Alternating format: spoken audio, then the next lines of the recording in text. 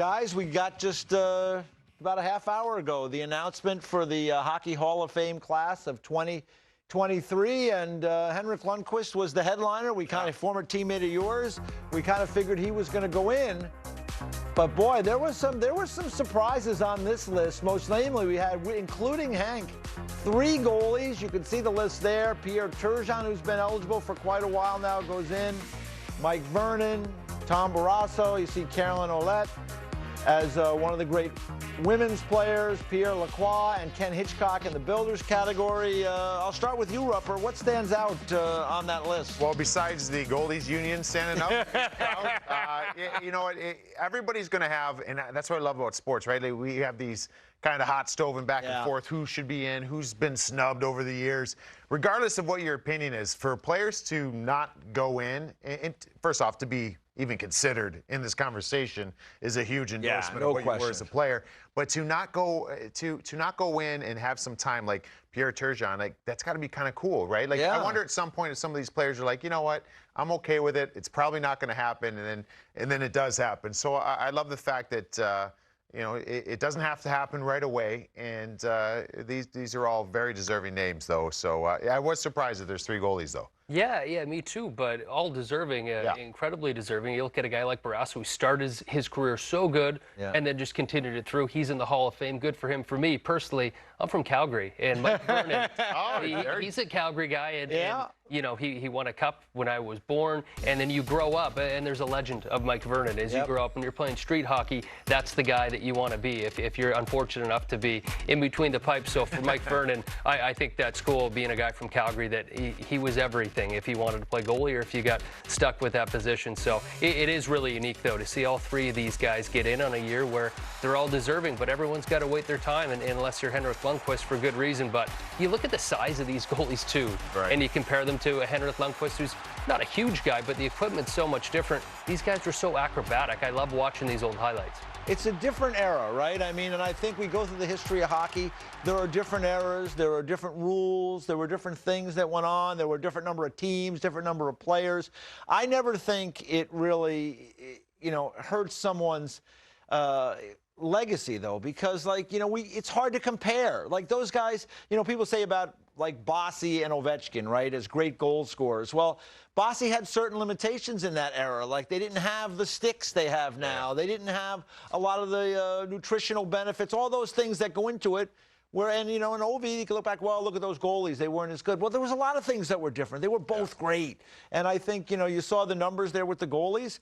You know, with Barrasso and with Vernon, the save percentage is below 900. By today's standard, not great. But by the standard in which they played, there's a lot more goals. A lot more goals. It was a lot different era then. So, you know, I think, you know, I was telling you, Thomas, as we were getting ready for the show about Tom Barrasso, I think it was underrated what a great puck handler he was. I can remember watching him come out and handle pucks, and like he was, you know, I don't know if he was there with Marty Brodeur, but he was darn close. And those are the trends that begin, right? All of a sudden you get someone that's so good at a certain skill. It's a copycat league. We talk about it all the time, but what do you value now at size? And at a certain point, it was puck handling ability. You saw the guys like Marty Turco would come in, and all of a sudden there's such a big value, not just being a good goalie, but having that attribute. And for Tom Barrasso, who I didn't see a ton of, to know that he was so good at playing the puck. Like, as a defenseman, you're going back for pucks all the time. That's such a key element to have a guy that can move the puck like that. Not just win the cups like he did, but add that extra element too. It's so different when you're looking at, and I love that we have the 3 goaltenders, because they're all different, right? Yeah, very different guys. You talk about different eras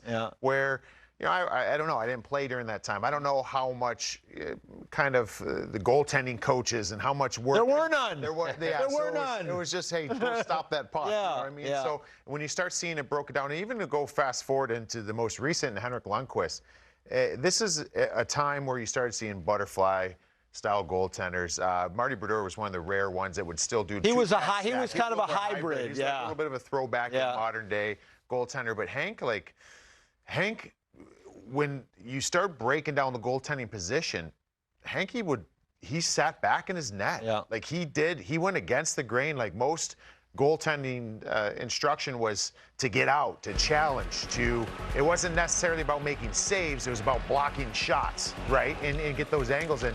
And Lundqvist stayed so far back in his net that I think it really, for him to have the numbers he had was incredible for his reaction time. Yes, that gave him a little longer to react, but as a shooter, I'm seeing a lot more net.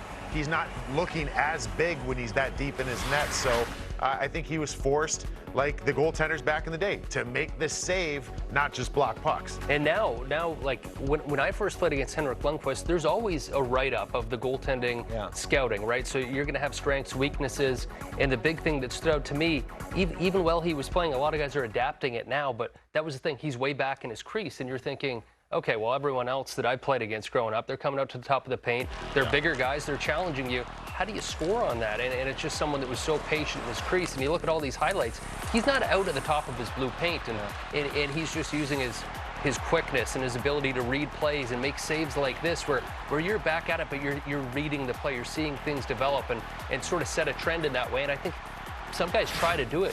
You just can't. It's not something you can do unless you've got that ability and you've done it for a very long time to understand that sometimes it's better back there. You can read the play a little bit and pick your spot. Yeah, and he's certainly, as you can see here, in the Rangers franchise ranks here, first in games and wins, save percentage, shutouts, second in goals against average. That's with a minimum of 200 games played. He did tweet out a response to the good news that he received today, as everybody kind of suspected that would be the case. Here's from Henrik Lundqvist. Grateful and extremely honored to be selected to the Hockey Hall of Fame.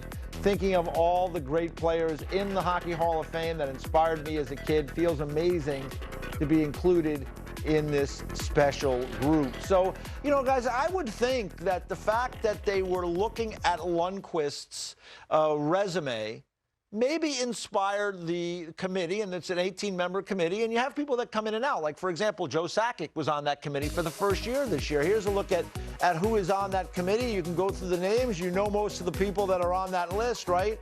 But Joe Sakic was someone that was new this year.